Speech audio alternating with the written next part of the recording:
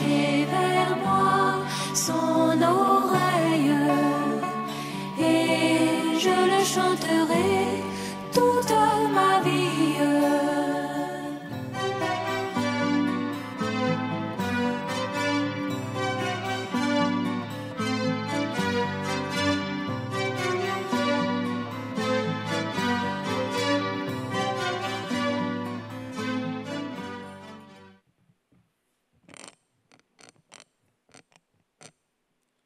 Je vous salue tous dans le précieux nom de notre Seigneur et Sauveur Jésus-Christ. Nous sommes encore heureux ce matin d'avoir part à la préparation des fils de Dieu qui a lieu sur toute la surface de la terre. S'il y a une époque, le frère Branham le disait, où il aurait désiré vivre, quoique ce soit une époque très délicate, difficile, c'est cette époque-là. Parce que c'est dans notre temps que Dieu, dans son amour,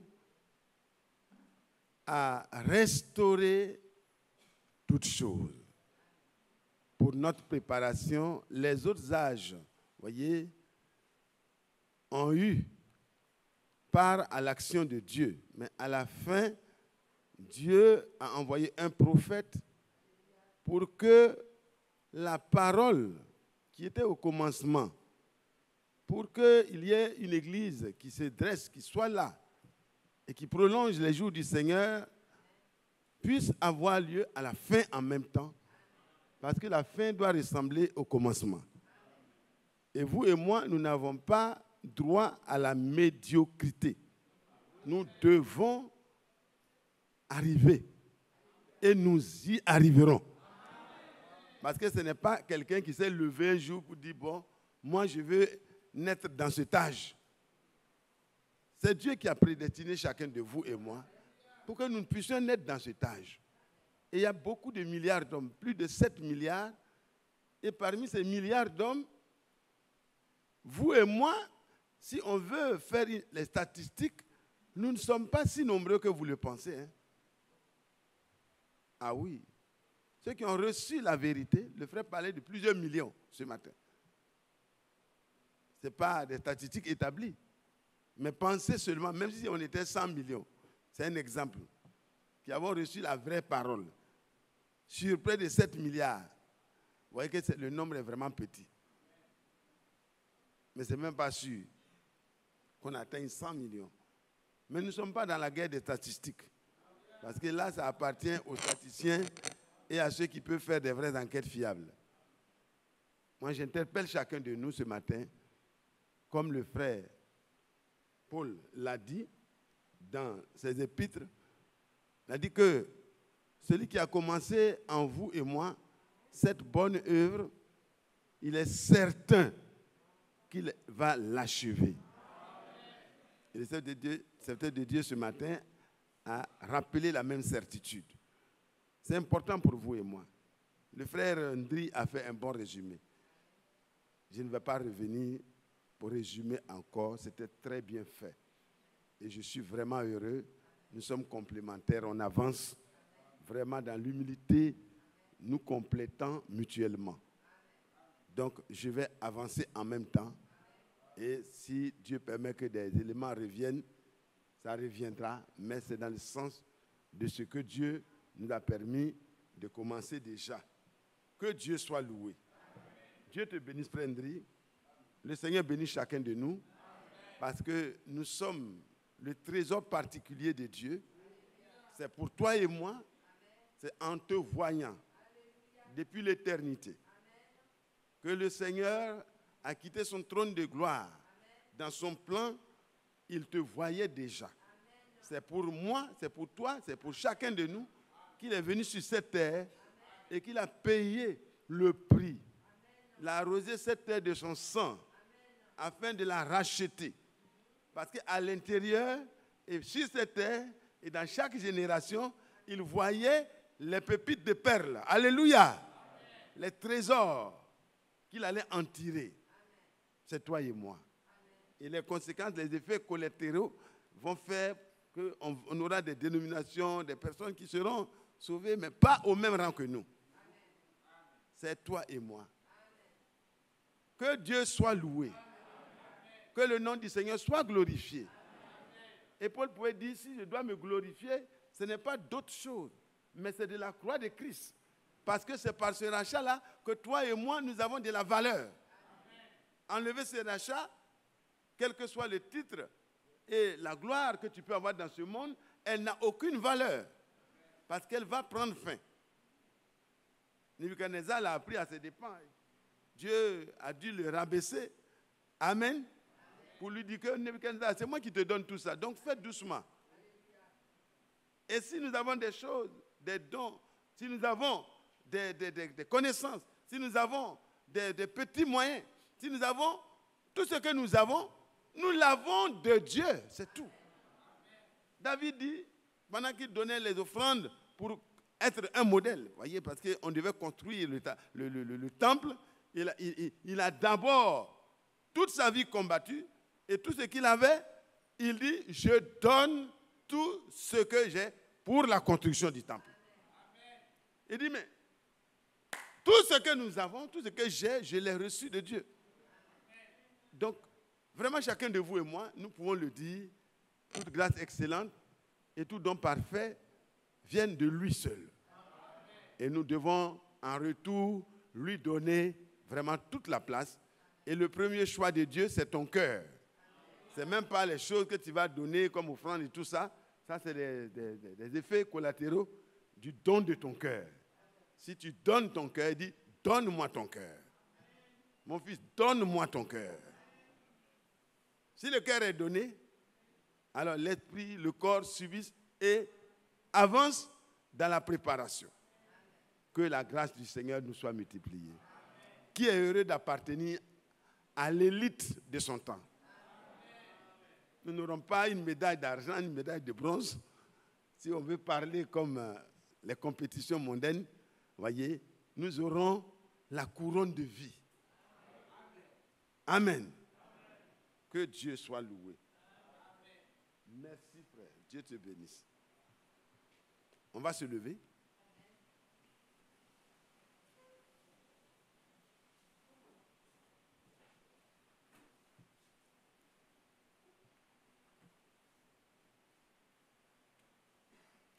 Notre texte de l'autre jour, nous allons le reprendre.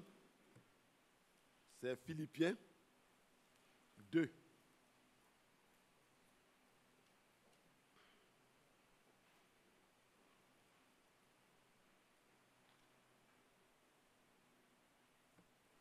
À partir du verset 2, mais on peut prendre le premier verset, ce n'est pas un problème. C'est le verset 2 qui sera l'objet de notre méditation de quelques minutes. Si donc, il y a quelque consolation en Christ, s'il y a quelque soulagement dans la charité, s'il y a quelque union d'esprit, s'il y a quelque compassion et quelque miséricorde, rendez ma joie parfaite, ayant un même sentiment, un même amour, une même âme, une même pensée. Ne faites rien par esprit de parti ou par vaine gloire, mais que l'humilité vous fasse regarder les autres comme étant au-dessus de vous-même. Alléluia. Que chacun de vous, au lieu de considérer ses propres intérêts, considère aussi ceux des autres. Ayez en vous, c'est un ordre, les sentiments qui étaient en Jésus-Christ. Amen. Lequel, existant en forme de Dieu, n'a point regardé comme une proie, arraché d'être égal avec Dieu. Mais il s'est dépouillé lui-même en prenant une forme de serviteur et en devenant semblable aux hommes et ayant paru comme un simple homme. Il s'est humilié lui-même, se rendant quoi? Obéissant jusqu'à la mort, même jusqu'à la mort de la croix. C'est pourquoi aussi Dieu l'a souverainement élevé et lui a donné le nom qui est au-dessus de tout nom, afin qu'au nom de Jésus, tout genou fléchisse dans les cieux, sur la terre, sous la terre et sous la terre, et que toute langue confesse que Jésus-Christ est Seigneur à la gloire de Dieu le Père. Dieu soit loué. Frère Mathieu, tu vas prendre le micro et tu vas prier avant que nous puissions continuer.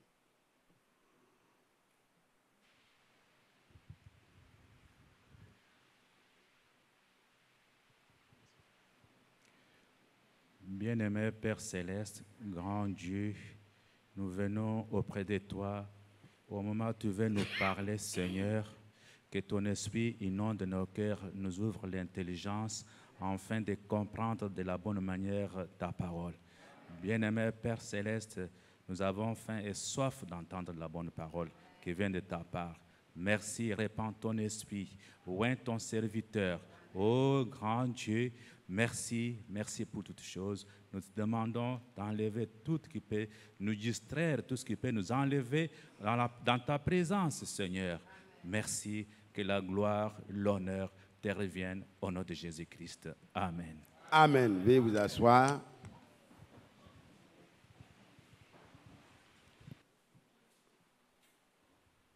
Vous savez que quand on regarde dans notre vie personnellement ou dans la vie de l'Église, ce qui est dit aussi peut être trouvé. S'il y a, voyez, si donc il y a quelque consolation en Christ, c'est là seulement qu'on peut trouver la consolation. Mais dit s'il y a quelque consolation, ce n'est pas encore beaucoup, mais il y en a dans notre vie. S'il y a quelques soulagements, quand on regarde, bon, on est soulagé. C'est déjà bon. S'il y a quelques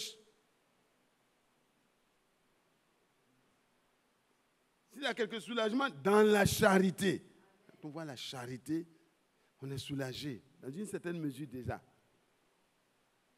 S'il y a quelques unions d'esprit, on voit. Paul pouvait percevoir ça déjà dans les Philippiens. Il dit, c'est déjà bon.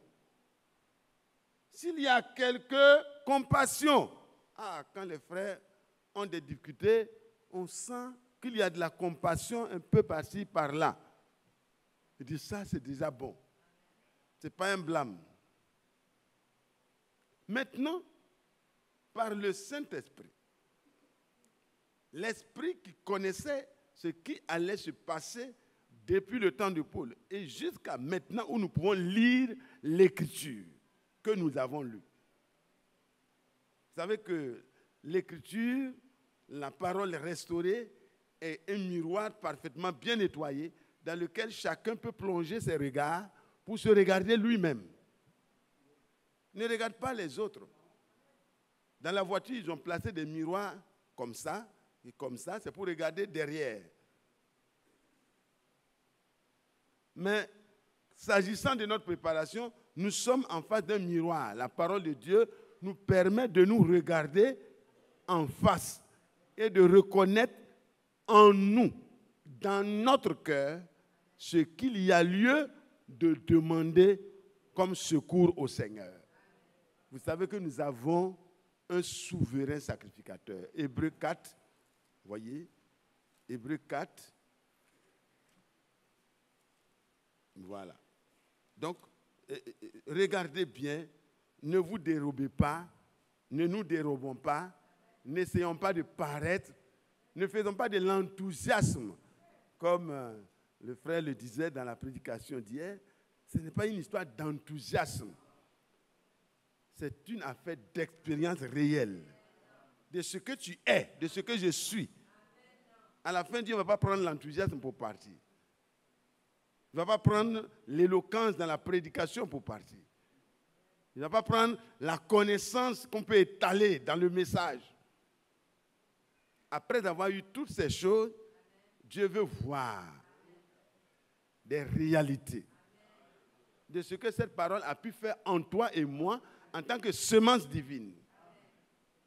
Est-ce que l'Esprit, s'il vient, il va trouver quelque chose à couvrir pour faire sortir ce qui est à l'intérieur? Si c'est la parole de Dieu véritablement qui est reçue dans un amour réel, dans une humilité réelle, dans un brisement réel, mes frères, ce qui en sortira, c'est ce qui est de la parole. La même chose. Et alors, il dit, au chapitre 4,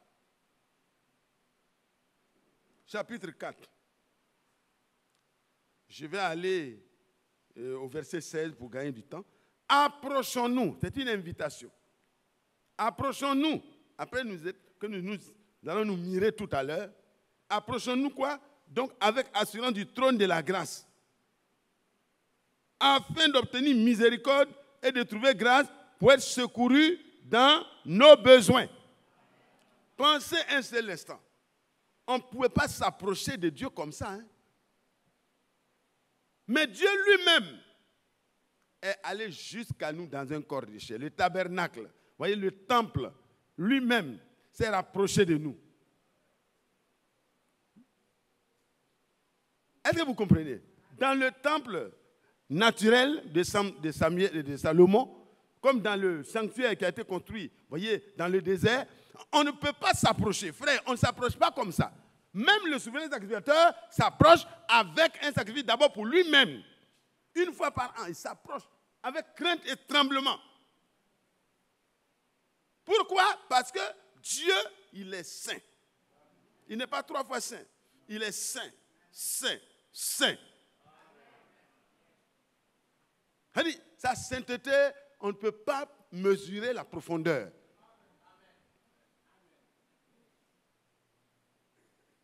Et ce Dieu saint envoie sa parole sainte pour permettre à ses enfants qui sont saints de voir ce qui est encore à corriger, à émonder, à enlever, pour que le Père puisse trouver sa joie parfaite. Il doit trouver une joie parfaite en te regardant, en me regardant. Il doit pouvoir dire, c'est un autre moi-même. C'est mon enfant. Mais c'est lui. C'est de lui que je te parlais. En elle, en lui, j'ai trouvé tout mon amour, toute mon affection. Oh, la joie du Seigneur est parfaite. Quand il regarde. Pensez, Marie de Magdala, une pauvre femme, une femme rongée par le péché, prostituée, misérable, et on l'appelait une femme pécheresse. Elle dit tellement, il n'y a plus, son nom même a été camouflé dans sa vie mauvaise. Mais à l'intérieur, il y avait un cœur prédestiné. Elle ne pouvait pas s'approcher des hommes de Dieu qui étaient des révérends. Elle ne pouvait pas s'approcher, elle ne pouvait pas aller au temple comme ça. Hein? Ah non, là-bas c'est difficile. Parce que les pharisiens connaissaient déjà son témoignage. Mais cette femme, peut-être qu'elle est allée au désert, là où le message devait permettre aux gens de connaître la solution à leur mauvaise vie. Peut-être qu'elle a entendu Jean-Baptiste dire, quelle que soit votre vie, l'agneau de Dieu apparaîtra bientôt. Et quand l'agneau de Dieu apparaît, il dit, voici l'agneau de Dieu. C'est par lui que le péché est ôté. Mais il ne suffisait pas d'entendre et de savoir. Il fallait prendre ce message et courir pour s'approcher de celui qui peut nous rendre purs, nous rendre nets. Oh là là, c'était merveilleux. Elle est partie. Elle est allée à cette réunion de prière, pas comme vous le faites, pas comme nous le faisons. Nous venons aux réunions de prière, nous repartons tels que nous sommes. Qu'est-ce qui se passe? Est-ce que c'est Dieu qui a changé? Est-ce que sa parole n'est plus efficace? Est-ce que sa parole ne peut pas pénétrer et nous séparer de notre mauvaise conduite? Est-ce que l'épée de la parole ne peut pas, comme cela est écrit, pénétrer en toi pour enlever tes mauvaises pensées, tes mauvais sentiments, tout ce que tu es, parce que tu te caches. Mais Dieu te voit, Dieu me voit, Dieu me voit. Ce n'est pas la peine de faire le croyant. C'est le moment de s'approcher avec sincérité et avec foi. Pensez à cette femme. Elle a couru, elle n'était pas bonne pour participer à une réunion, mais elle était bonne pour venir dans la présence de Dieu. Elle n'est pas venue pour faire des prières vraiment éloquentes. Le pauvre publicain, c'était la même chose. Elle est arrivée au temple. Quand il se regarde dans la parole, quand il regarde les exigences de Dieu, il dit non, je ne peux pas lever les yeux. Il baisse les yeux, il dit Seigneur, sois apaisé envers moi. Mais le moyen d'apaisement de Dieu, c'est Christ. Amen. Ton sacrifice. Oh, il savait. Elle savait. Elle est allée pas au pied du souverain sacrificateur, pas au pied de Gamaliel. Elle est allée tout droit. Et dans le silence le plus total, pas de bruit. Elle est entrée là. Ce n'est pas la nourriture qui l'intéressait. C'était l'état de son cœur, l'état de son âme. Frère, tu ne dois pas continuer à être indifférent parce que l'indifférence va te conduire à une désolation sans réparation. On ne peut pas continuer comme ça, frère. Elle est allée. Elle s'est introduite. Vraiment, elle n'était pas parmi les invités. S'il y avait des cartes à l'entrée, c'était grave. Mais elle a bousculé le protocole. Pau, elle est tombée au pied de Jésus. Elle a commencé à déverser ses larmes. Elle a pleuré. Elle a pleuré. Et frère Branham dit, où sont ces larmes?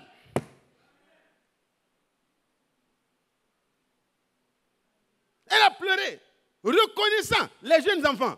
Vous savez ce que vous faites. Les jeunes frères, vous savez ce que vous faites.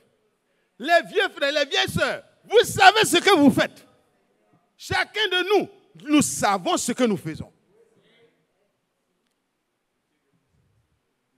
On peut paraître devant les hommes, mais nous comparaîtrons devant le Seigneur.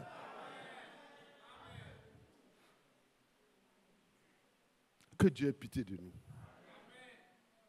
L'homme de Dieu disait, je préfère que l'épée du Seigneur me taille pour enlever tout ce qui est du monde, pour enlever toutes les mauvaises choses, me séparer maintenant, pour que je ne sois pas retranché et jeté de l'autre côté. Mais quel est le moyen? Que Dieu soit loué. Elle a pleuré. Pendant que les gens la jugeaient, pendant que le pharisien était en train de juger le publicain. Vous voyez, le parallèle est là. Dans la maison des Zachée, c'était la même chose. Pourquoi il est parti chez un pécheur?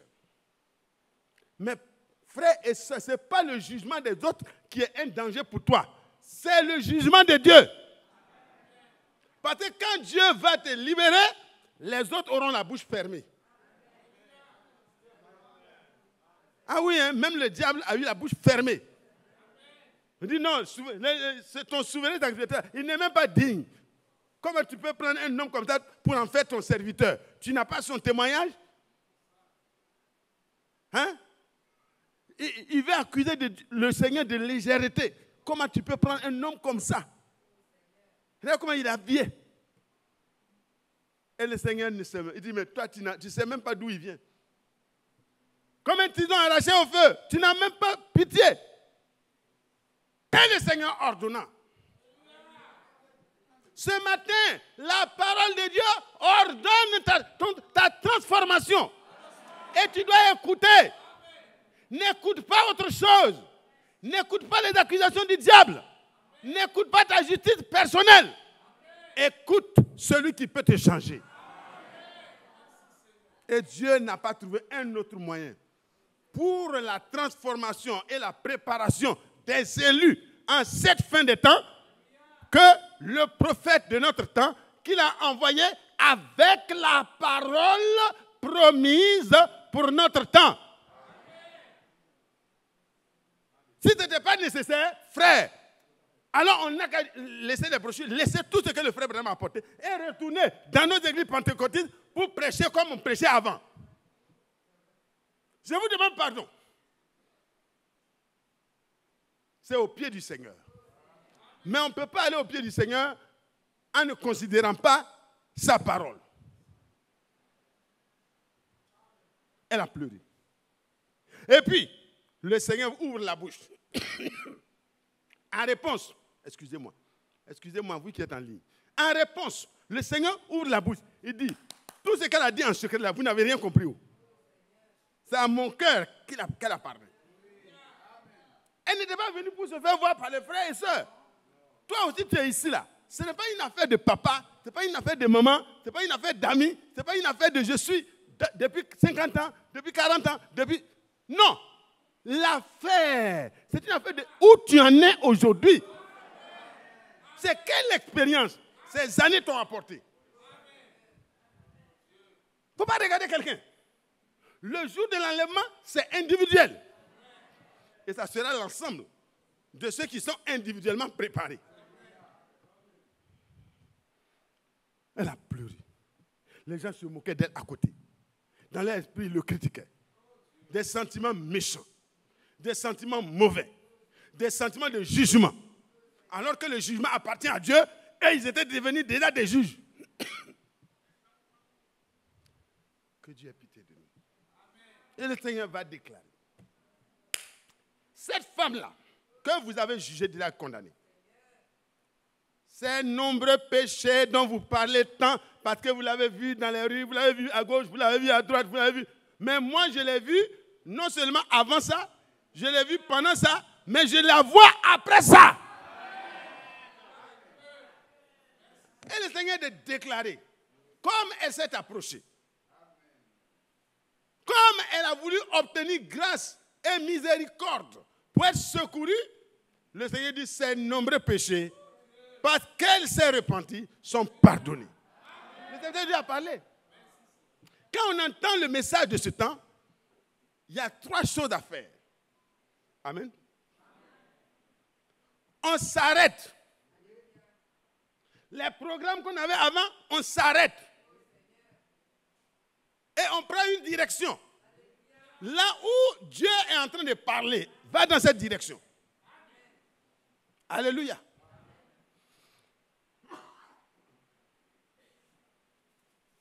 À l'époque, c'était au Jourdain. Au désert, il s'en va trouver un prédicateur qui avait un vêtement de peau de chameau. Avec une ceinture de quoi, je ne sais pas. De cuir. Avec des criquets. Sauf du miel. Il mange ça et il prêche aux gens durement. Et après, il les amène au Jourdain. C'était de cette manière-là que les choses se passaient. Et celui qui avait compris le message, il partait tout droit là où Dieu était en mouvement par l'homme qu'il a envoyé. Parce que celui qui a été envoyé par Dieu, qu'est-ce qu'il fait? Il apporte la parole de Dieu avec lui. Et ils sont allés jusqu'à Jean-Baptiste. Ils ne se sont pas contentés de venir s'asseoir, comme plusieurs parmi nous. On vient s'asseoir depuis des années. On est dans le message. Je crois au ministère de Frère Franck. Je crois au ministère de Frère Branham. Et pendant tout ce temps, c'est comme si Dieu n'a pas parlé. Mais nous rendons De cette manière-là, nul à notre égard. La préparation. Il ne faut pas s'arrêter à aller pour admirer le prophète.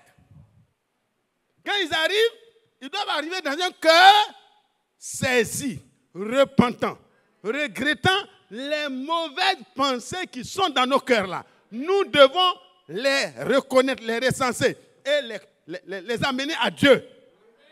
Pour dire, toi qui m'amènes à faire ça là, je te livre toi aussi à Dieu. Je t'amène vers celui qui est plus fort que toi.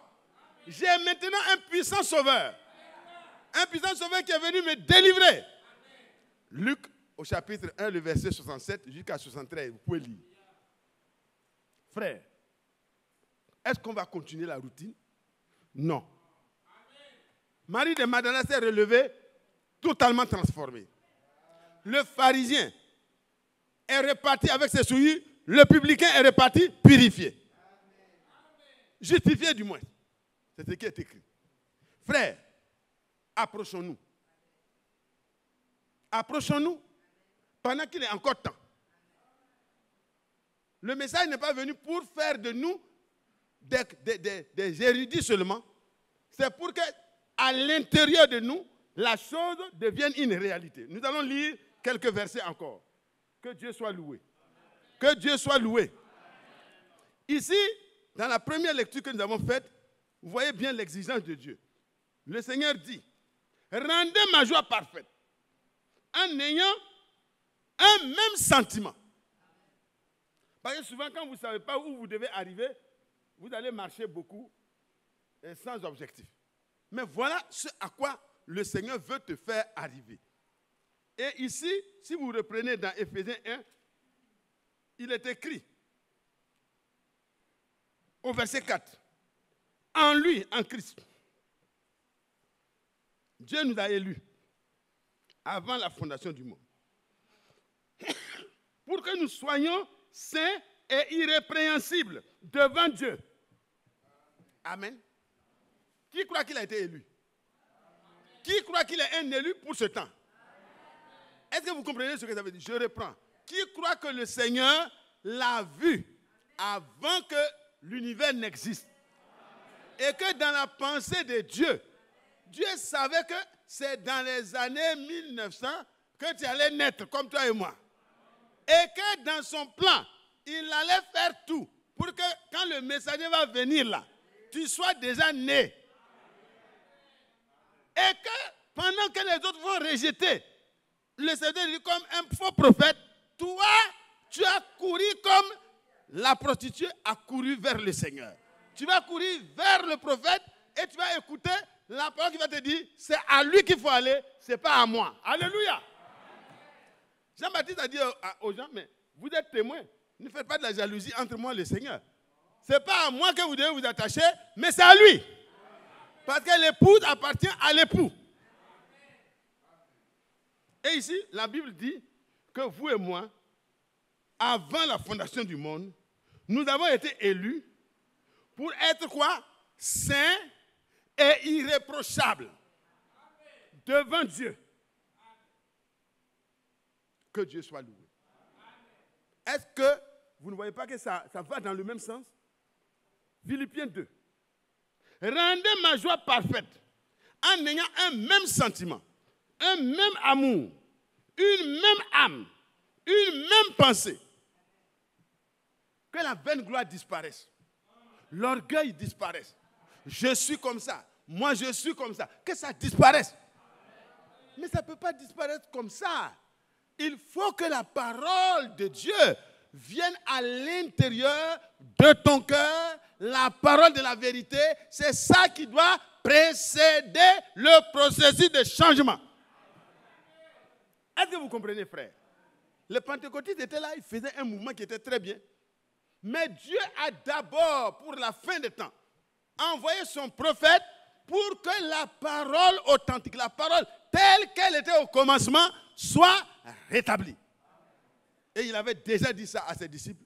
Il faut qu'Élie vienne d'abord, afin de permettre le rétablissement de toutes choses. Parce que la parole, c'est elle qui a le pouvoir de transformer. Je vais insister là, frère. Pourquoi ceux qui ne croient pas au ministère de Frère Branham sont un peu dans l'obscurité aujourd'hui? Ils font des programmes, ils essaient de faire des camps, ils essaient de faire des sorties. Il y a mouvement des femmes, il y a mouvement des jeunes, il y a mouvement des baoulés, mouvement des bétés, mouvement des mossis, mouvement des... Tu vas dans l'église, ils sont subdivisés en plusieurs mouvements. C'est pour permettre la communion. Est-ce que vous voyez? Quand il n'y a pas l'Esprit de Dieu, il n'y a pas de vraie communion. Et quand il n'y a pas la parole de Dieu, il n'y a pas l'esprit qui peut venir. L'esprit qui va venir, c'est un esprit religieux. Ça va permettre de faire juste de l'enthousiasme. C'est pourquoi, frère, c'est très indispensable pour vous et moi de savoir en quoi nous croyons. Dieu, depuis ce temps, avait su qu'après l'envoi du messager de notre âge, il fallait un serviteur fidèle et prudent pour l'établir sur tous les domestiques de la maison, pour que les gens n'aillent pas à gauche, à droite, mais que la parole soit gardée. Frère, qui comprend ce message de la fin des temps mieux que l'homme que Dieu a mandaté? Je vais vous poser la question. Si vous le trouvez, venez me le faire connaître. J'ai besoin de connaître cet homme. Frère, est-ce que moi j'ai traduit une seule brochure? Est-ce qu'en 1966, pendant que les gens chantaient « Crois seulement, crois seulement, crois seulement », j'étais là-bas pour comprendre qu'il n'y avait pas de possibilité de résurrection, mais cet homme était là-bas. Pendant que les gens attendaient la résurrection de Frère Branham, parce que pour eux, si le messager n'est plus là, le message n'est pas là. Mais Dieu a dit en 1933, ce n'est pas le messager, mais le message. Le message qui t'a été confié, c'est ce message-là qui va préparer mes enfants. C'est dans ce message, le retour à la parole, le rétablissement de la parole prêchée par les prophètes et les apôtres. C'est cette parole-là qui va permettre aux vrais croyants dans le dernier âge de se regarder directement. Pas de regarder aux prophètes, pas de regarder au frère Franck, mais de regarder directement dans l'enseignement véritable. Pour se laisser émonder, corriger, instruire, afin que nos connaissances pentecôtistes soient mises de côté et que la parole de l'air puisse être vécue par les vrais enfants de Dieu. C'est impératif pour quiconque veut participer à la préparation qui a lieu de savoir à qui le message a été confié pour l'amener vers nous. Si vous le recevez par les mains de quelqu'un qui a trafiqué, vous recevrez un message trafiqué. Vous avez peur de dire Amen? Est-ce que Dieu ne connaissait pas mon adresse? Frère Oulaye, Dieu ne te connaissait pas? Avant la fondation du monde, il te connaissait. Il me connaissait. Il connaissait frère Didier, il connaissait tous les bien-aimés frères, il connaissait frère Emmanuel, il connaissait chacun de nous. Et le frère Branham recevait plusieurs serviteurs de Dieu. Mais un jour, à un seul, il dit, frère Franck, tu retourneras en Allemagne avec ce message. Les gens disent, oh, c'est banal. Ok. En 62, le Seigneur lui-même vient dans sa maison. Et il entre par cette grande lumière. Et la voix lui dit, puissante comme au temps de Daniel, quand tu entends, tu trembles, tu es complètement affaibli. Et la voix lui dit, il va survenir un temps de famine sur toute la terre. Je paraphrase, hein, pardon. Je sais que vous connaissez. Pardonnez-moi s'il y a des... Voilà. Allez-y lire exactement. Et alors il dit, il faut emmagasiner de la nourriture parce qu'il va survenir un temps de famine. Et là, tu te tiendras au milieu pour donner la nourriture à mon peuple. Au peuple. Il dit, ah bon, c'était la guerre froide. Donc, en 62, il y avait beaucoup de choses, d'événements. Et le frère a cru que les deux blocs allaient s'affronter. Ils ont, je ne sais pas combien de frigos, ils ont acheté. Mais ils ont emmagasiné des carottes, des concombres, beaucoup de choses qu'ils pouvaient emmagasiner. Excusez-moi la description, c'est imagé. Voilà. Ils ont emmagasiné la nourriture naturelle. Et puis, au bout d'un temps, c'est pourri, mais en tout cas, c'est congelé, il n'y a pas d'utilisation. Et le frère s'est rendu compte qu'il y a quelque chose qui ne va pas. Et l'Esprit lui permet de savoir il y a un prophète sur la terre. J'ai mon serviteur, mon visionnaire, lui à qui je parle. Ne te pose pas de questions pour avoir des réponses humaines. Va vers l'homme à qui j'ai confié ma parole. Il fait le voyage, il arrive et pendant qu'il voulait poser la question, le serviteur de Dieu lui dit, exactement comme au temps de Daniel, quand l'homme, voyez, le Nebuchadnezzar a oublié le songe, il a dit, vous dites vous êtes des prophètes, vous êtes des magiciens. Vous devez me dévoiler d'abord mon songe et me donner l'interprétation. Parce que si vous me dévoilez mon songe, je sais que celui qui vous dévoile le songe saura vous révéler aussi l'interprétation. Pour que je sois sûr que vous n'êtes pas des déplaceurs de problèmes. Alors, les gens disent, oh, mais roi, un roi aussi puissant qui a existé avant toi n'a jamais demandé une telle chose à ses serviteurs. Daigne simplement dire comment ce songe se présente. Et alors, nous te dirons l'interprétation. Il voulait se donner du temps. Et le roi dit, non, si vous ne trouvez pas le songe et son interprétation, c'est la même sentence. Vous allez mourir. Daniel a prié avec ses compagnons. Le Seigneur a ramené le songe. Parce que c'est Dieu qui a donné le songe. Il a ramené ça. Et Daniel a tout dit et il a donné l'interprétation. Et le prophète de notre temps, il dit, frère Franck, ne pose pas de questions. Je vais te dire ce que Dieu t'a dit là-bas. Vous savez que ce n'est pas pour du spectacle que Dieu fait ces choses. C'est pour que vous et moi, qui serons à la fin, quand les gens vont se moquer de ce ministère-là, nous ayons la certitude de l'origine de ce pourquoi nous sommes attentifs. Pourquoi je dis tout ça, frère? Rendez ma joie parfaite. En ayant les mêmes sentiments, le même cœur, la même âme, la même pensée là. Ce n'est pas possible sans l'enseignement de la parole de la vérité. Ce n'est pas par un enthousiasme, c'est par la parole qui a été donnée pour notre préparation là. C'est là que l'Esprit du Seigneur va se poser pour la dernière manifestation. Ce n'est pas autre part. Beaucoup de personnes verront leur folie quand ils ont refusé d'écouter Dieu qui parle maintenant.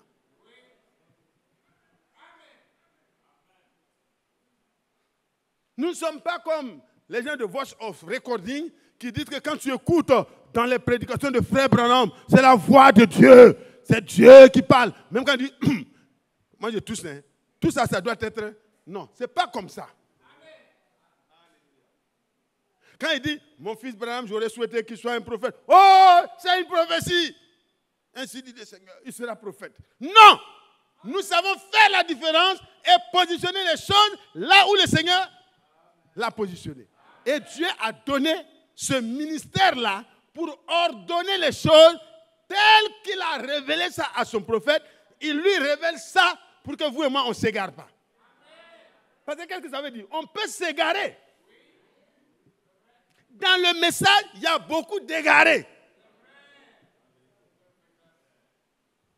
Mais ce n'est pas possible d'en arriver au même sentiment, au même amour, au même esprit, à la même pensée, en ayant nos propres enseignements, en laissant ce que Dieu a donné par son prophète et qu'il a rendu limpide et clair pour nous par le ministère de ce mandat.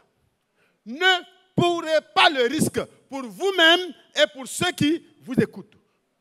Serviteurs de Dieu, Dieu veut avoir un peuple qui ait la même pensée, qui ait le même esprit, qui ait le même amour, qui ait le fruit de l'esprit en abondance. Mais ce n'est pas possible si la vérité n'est pas d'abord établie dans nos cœurs par le Seigneur. Et alors, il lui dit, tu n'as pas compris. La parole là, que je suis en train de prêcher là, c'est ça qui est la nourriture qu'il faut emmagasiner. Frère Franck, emmagasine tout ce que je suis en train de prêcher, parce qu'un temps viendra où les gens n'auront plus rien à écouter en réalité. Ils vont avoir de l'enthousiasme par-ci, des interprétations par-là, mais la vraie parole va devenir rare sur la terre. À ce moment, tu te tiendras au milieu des élus et tu leur donneras la nourriture spirituelle. Pas l'interprétation. Frère, une telle responsabilité, c'est une responsabilité unique dans chaque temps. Mais il dit, mais pour le reste, attends. Pour la distribution, attends jusqu'à ce que le reste te soit donné. Et le frère recevait depuis ce temps toutes les prédications, tout. Il a tout reçu. Et il a commencé à traduire déjà en allemand. Et en 66, quand l'enterrement devait, en 65 d'abord, le 24 décembre, pendant que le frère Branham était retiré de son corps et partait dans la gloire, le Seigneur ouvre les yeux de son serviteur. Et il voit le frère Branham qui monte sur une nuée, bien vêtu. Il a décrit tout. Et il dit, mais frère Branham, mais tu n'es pas le fils de l'homme. Pourquoi tu te tiens sur la nuée? Et plus tard, il comprend que le Seigneur va nous prendre, nous tous, chacun sur sa nuée un jour. Frère, que Dieu bénisse chacun de nous. Et alors, le Seigneur lui a permis de voir, pendant qu'il ne savait même pas que le frère Branham était en train de s'en aller.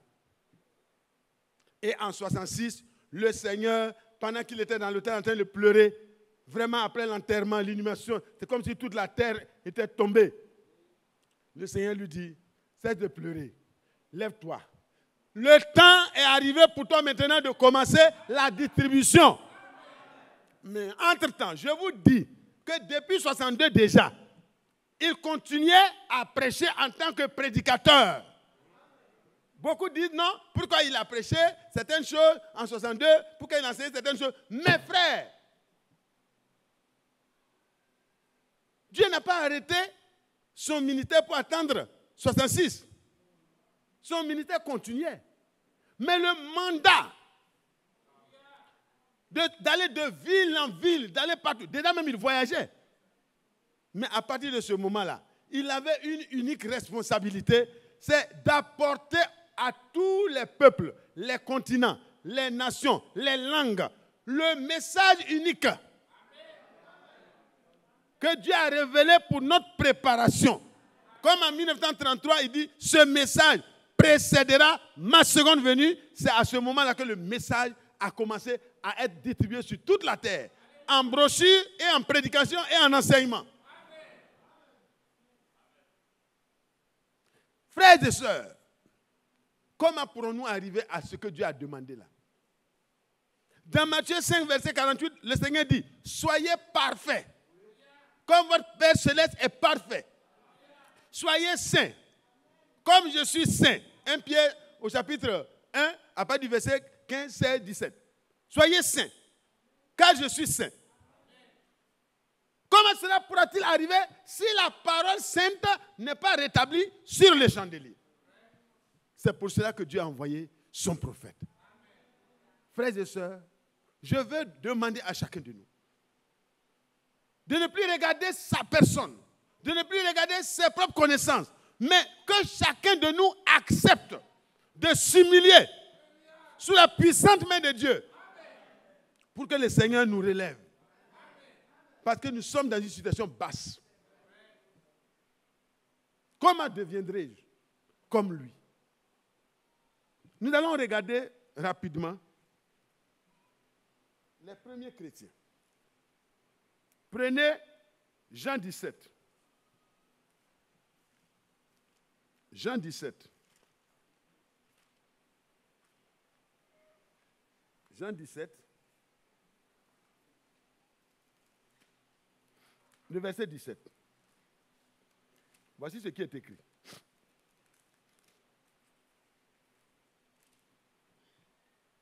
Sanctifie-les par ta vérité, ta parole est la vérité. Par quel moyen Dieu peut avoir un peuple saint sur la terre en cette fin de temps où tout est mélangé? C'est par le rétablissement de la parole de la vérité et par l'enseignement de la parole de la vérité. Et quand la parole de la vérité vient, ce qui n'est pas vrai là, le Seigneur coupe ça. Il retranche ça.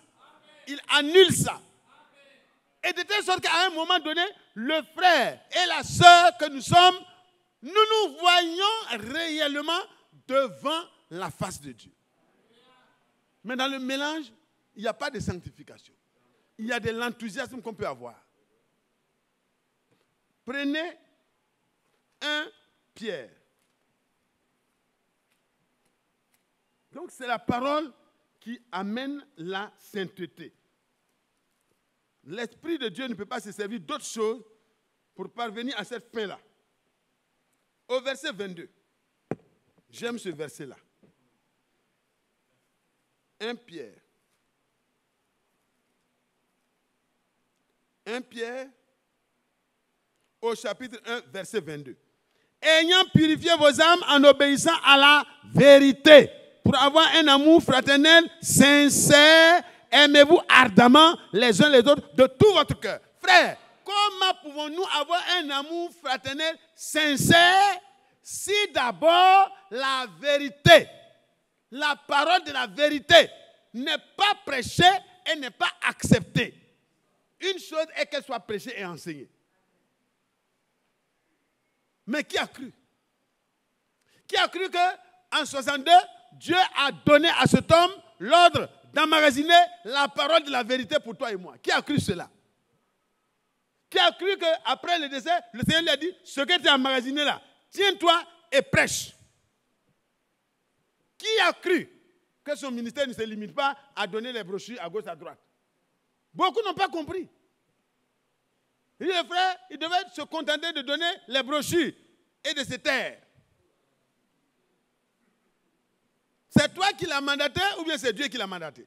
Celui qui l'a mandaté dit que tu iras de ville en ville, de pays en pays, pour apporter ma parole qui est la lumière qui éclaire tout homme. C'est pour cela, frères et sœurs, faisons attention. C'est la parole qui sanctifie. C'est la vérité qui purifie les cœurs. Est-ce que nous sommes prêts à nous laisser purifier les sentiments qui sont en nous? Est-ce que la parole de vérité peut trouver la place et que l'Esprit du Seigneur va se saisir de cette parole-là pour te dire, crie et la délivrance viendra. Parce que c'est à l'intérieur que ça doit se passer. Quand la parole révèle ce qui n'est pas bon, alors on peut crier au Seigneur avec précision. Il dit, obéissant à la parole de la vérité, vous aurez ainsi un amour fraternel sincère. Est-ce que c'est avec enthousiasme qu'on va dire, Seigneur, nous voulons l'amour fraternel, mais la parole de correction, nous ne voulons pas? Non. Les deux choses vont ensemble. Nous allons lire Jean au chapitre 14.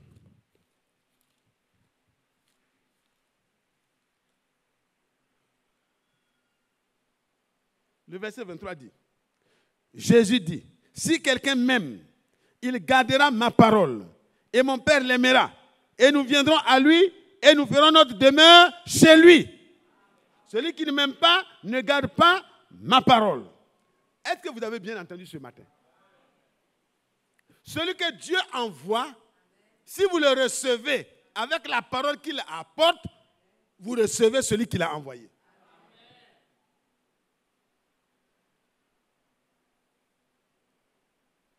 Frère, c'est indispensable pour vous et moi que la parole, nous puissions y donner de l'obéissance. Nous écoutons le message chaque jour. Mais frère, il faut que nous passions maintenant à l'acte d'obéissance. c'est là que Dieu trouvera son bon plaisir à venir habiter en nous, en ayant sa joie parfaite. Est-ce que Dieu peut venir dans un cœur de contestation? Non. La colombe a une nature douce, elle vient là où il y a l'agneau. Que notre nature soit changée par le moyen de la parole. Que nous accueillions la parole de Dieu avec respect. Que nous puissions dire, Seigneur, je suis la servante du Seigneur. Je suis le petit serviteur du Seigneur. Que le Seigneur fasse de moi ce que sa parole a déclaré. Quand Marie a pris sa place dans sa position, le Seigneur a pris la parole et son esprit est venu et le travail a été parfait. La même chose, le Seigneur te prédestine à cette même perfection. Parce que celui qui est sanctifié, celui qui sanctifie et ceux qui sont sanctifiés sont issus d'un seul. Alors, nous continuons. Donc, c'est en obéissant que Dieu pourra achever ce qu'il veut faire. Prenez Galates.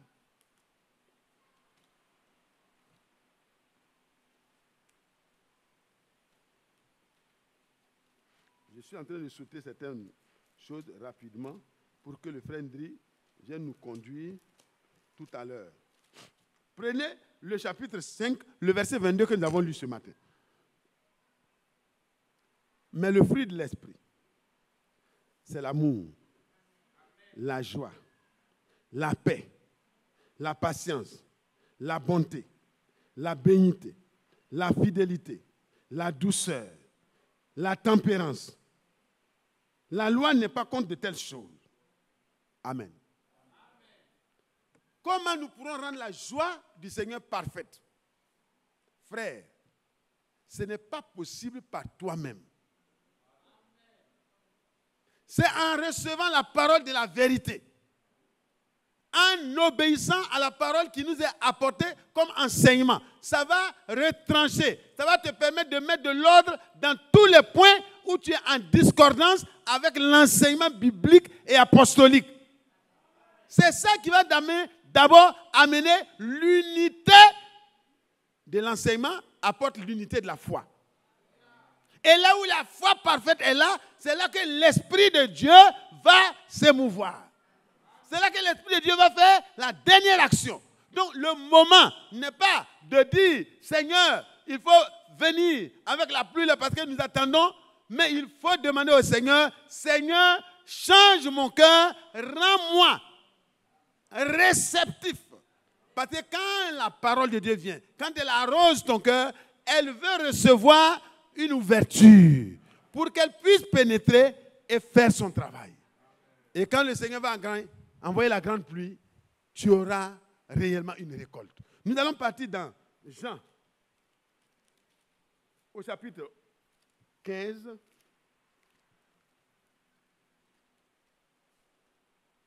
Jean 15.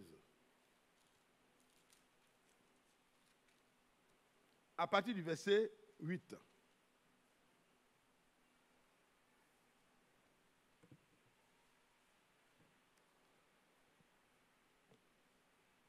D'abord 7. Si vous demeurez en moi et que mes paroles demeurent en vous, demandez ce que vous voudrez et cela vous sera accordé.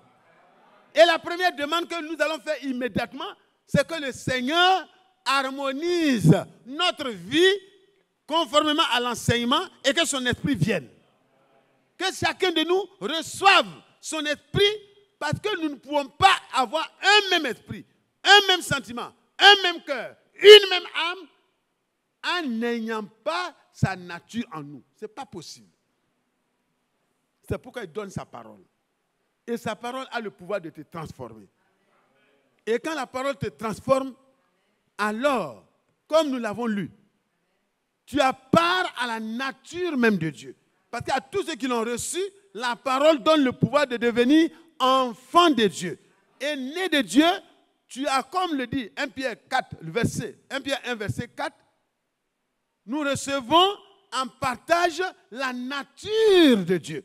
Et quand la nature de Dieu est en toi, le frère Mathieu n'a pas besoin de dormir dans la même chambre que moi. C'est pas vrai? Il peut être là-bas à Lille moi je suis ici, le frère Ndri est à Cocody, l'autre est à Man, l'autre est à Tan. Mais si le même Seigneur, par la même parole, t'a mis au monde, si on pourrait le dire. Si c'est lui qui t'a engendré, si tu as été amené à la nouvelle naissance par le même Seigneur, le même comportement, la même nature, le même sentiment, le même esprit va habiter en toi.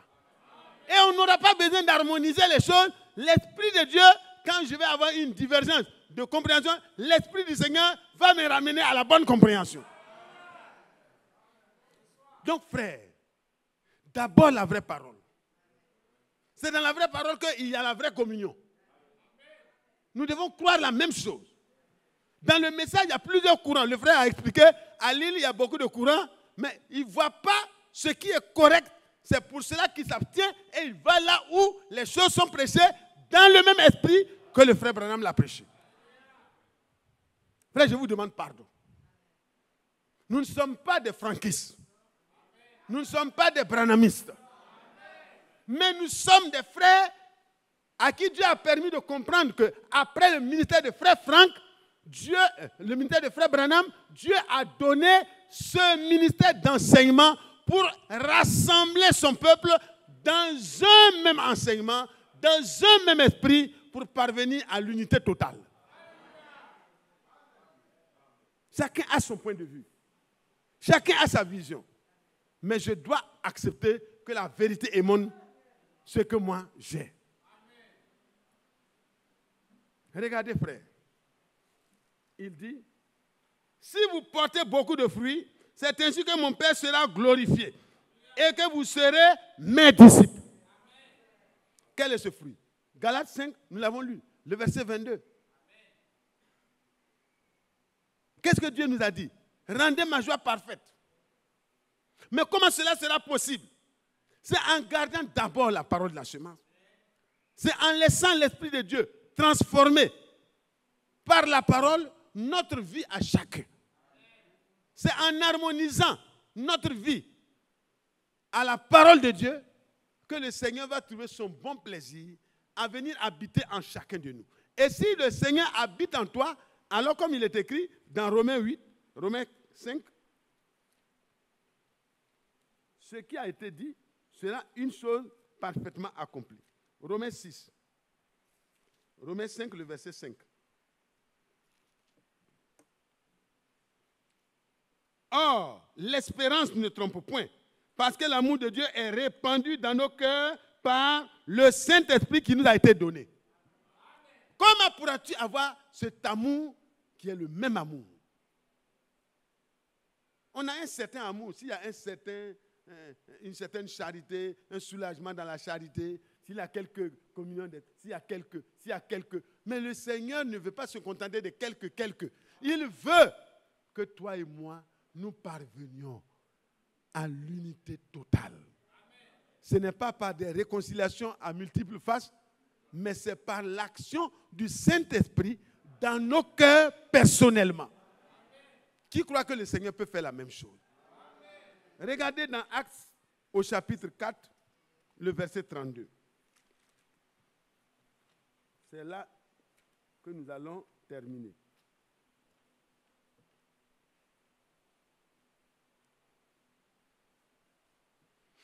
La multitude de, verset 32, la multitude de ceux qui avaient cru n'était qu'un cœur, qu'une âme. Nul ne disait que ses biens lui appartenaient en propre, mais tout était commun. Et les apôtres rendaient avec beaucoup de force témoignage de la résurrection du Seigneur Jésus-Christ. Et une grande grâce reposait sur eux tous.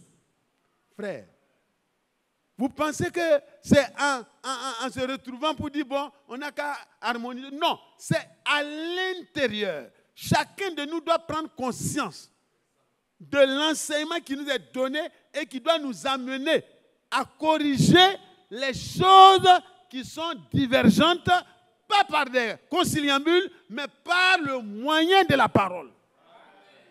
Quand la parole me corrige, quand il me sanctifie par sa parole, alors je serai vraiment sanctifié. Et ceux qu'il a sanctifiés, il les glorifie. Il va nous conduire. Il va nous amener à une unité totale par ce seul moyen. Ici, les apôtres ont vécu ensemble. C'est là même qu'ils demandaient qui était le plus grand. Ah frère, ça fait combien d'années toi tu as cru? Il dit, ça fait en 45. Il dit, oh ben c'est que toi tu es le plus grand. Non, ce n'est pas une affaire d'âge. Mais c'est une affaire du Saint-Esprit. Nous devons avoir du respect pour ceux qui sont âgés dans la foi. Comme nous devons avoir du respect pour ceux qui sont âgés dans l'âge. Mais le plus grand respect, nous le devons à Dieu qui demeure dans sa parole. Alors, frères et sœurs, comment devons-nous arriver à cette unité? D'abord la parole. Et par la parole, l'Esprit du Seigneur va venir comme au jour de la Pentecôte. Ils ont fini de se poser la question qui est le plus grand. Ils étaient dans la chambre haute. Ce qui était à mettre, ils ont mis en ordre. Ils étaient dans l'attente, dans la prière, dans l'humilité, dans la persévérance. Et le Saint-Esprit continue à harmoniser les choses le jour J. L'Esprit du Seigneur s'est manifesté de la manière la plus glorieuse. Et les cœurs n'étaient qu'un seul âme, un seul cœur, une seule âme. Comment? C'est parce que l'Esprit du Seigneur était sur tous les disciples. Ce qui est descendu sur les 120 est venu aussi dans la vie de ceux qui ont écouté. Frères et sœurs, est-ce que vous voulez que cette église soit une? Vous voulez que tous ceux qui sont partis reviennent un jour? Vous voulez que nous puissions retrouver l'unité totale? Mais pas une unité qui vient de l'homme, mais une unité qui vient par la vraie parole et par le vrai Saint-Esprit. Qui croit que Dieu peut le faire? Les premiers n'étaient qu'un seul cœur, une seule âme. Et Paul a osé dire, rendez ma joie parfaite. Pour que ce soit comme au jour de la Pentecôte. Il se référait à ça certainement. Parce que là-bas, il n'était qu'un seul cœur, une seule âme. Donc il sait que c'était possible au milieu des Philippiens, c'est possible au milieu de l'assemblée d'Abidjan, c'est possible dans l'assemblée des saints, partout. Mais ce n'est pas possible parce qu'un prédicateur va le décider. C'est possible si chacun de nous est décidé à être ce que le Seigneur a décidé qu'il soit. Repentons-nous, Seigneur. Repentons-nous. Chaque frère. Et que chacun de nous puisse aller comme ceux qui partaient au Jourdain. Dans un cœur repentant, prêt à obéir. Dans un cœur contrit. Cessant les accusations des uns et des autres, partons pour nous-mêmes d'abord. Si nous sommes bénis, les autres seront bénis avec nous. Si nous sommes heureux, alors ceux qui sont heureux seront heureux avec nous. Si nous sommes transformés, alors nous aurons la possibilité de comprendre et de supporter les autres. Il ne faut pas attendre des autres seulement. Il faut pouvoir donner aux autres. Que le Seigneur bénisse chacun de nous et que nous puissions passer un petit moment dans la prière pour demander au Seigneur, nous voulons retourner à la Pentecôte. Dans Jean 14, verset 12, il dit, ceux qui ont cru là, ils feront les mêmes œuvres. Mais les gens regardent les miracles seulement. Non, mais les premières œuvres qui ont été mentionnées ici, là, c'est l'unité. Ils avaient un même cœur, une même âme. Et le frère Franck parlait ce matin, il parlait du fruit de l'esprit. Les gens avaient des grands mouvements, mais quand tu regardes au milieu des grands mouvements qui se faisaient, c'était la discorde. Nous ne voulons pas de cette manière préparer notre retour vers le Seigneur. Nous voulons que le retour du Seigneur se prépare par l'Esprit du Seigneur dans l'unité de cœur, dans l'unité de l'Esprit d'abord. Et les signes et les miracles vont se manifester parce que Dieu est présent. Dans les foyers, il y aura la paix. Dans les services, il y aura la paix. Partout où un enfant de Dieu sera, il y aura la paix. Le Seigneur se frayera un chemin pour aller vers le pécheur, pour le ramener, parce que toi, tu seras un envoyé du Seigneur. Quand l'Esprit du Seigneur sera sur chacun de nous, je crois que la terre connaîtra. Et le Seigneur pourra manifester ses derniers enfants sur la terre avant que nous puissions nous en aller. Qui veut cela? Qui veut rendre la joie du Seigneur parfaite? Il dit, le Père sera glorifié Quand vous portez beaucoup de fruits, pas quand vous faites beaucoup de miracles. Non. Quand vous portez beaucoup de fruits, et les miracles accompagnent. Ne courez pas. Regardez au Seigneur. Allons à ses pieds d'abord et recevons la même nature, recevons vraiment le même esprit, recevons le même amour, recevons le même cœur, recevons la même âme par le moyen de la vraie parole et que l'Esprit du Seigneur puisse faire son travail librement en nous. Que Dieu bénisse chacun de nous. Ça fait déjà 1 heure. Vraiment que Dieu vous bénisse.